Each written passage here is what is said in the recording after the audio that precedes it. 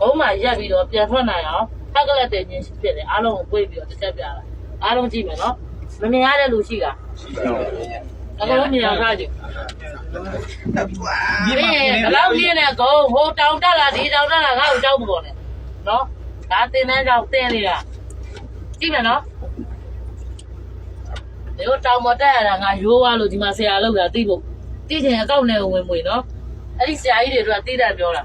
နော်ဒါကဟိုဟာတိုင်ပတ်ပြီးတော့ပြဿနာလိုက်ချနေတဲ့ဆရာကြီးတွေကိုသိတယ်ပြောတာဟိုတောင်ခေါ်ဒီတောင်ခေါ်ကြောက်ခေါ်မနေနဲ့သိချင်ငါးကောက်လေးကိုဝင်မွေ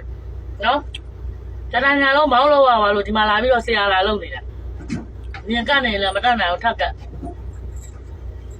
အခုဆရာမတို့ကဒါဂုံလေးပေါ်တက်မယ်ဆရာမတို့ဒီမြေပြက်ရန်ကုန်မှာဆိုလို့ရှိရင်ရှိမယ်ဆိုရင်ရွှေပြည်သာဂုံတရာရှိမယ်ရင်းဒီကုန်းဂုံတရာရှိမယ်အင်းစိန်ဂုံတရာရှိမယ်အဲ့မှာဆရာမတို့ကတစောင်းကြီးတွေပိတ်မိသွားပြီဘယ်လိုပြန်ထွက်မလဲ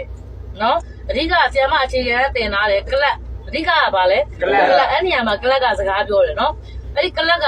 ဆရာမတို့လက်တစ်လုံးအောက်လက်တစ်လုံးမှာဒီဂီယာပေါင်းနဲ့ချိတ်တဲ့ကလပ်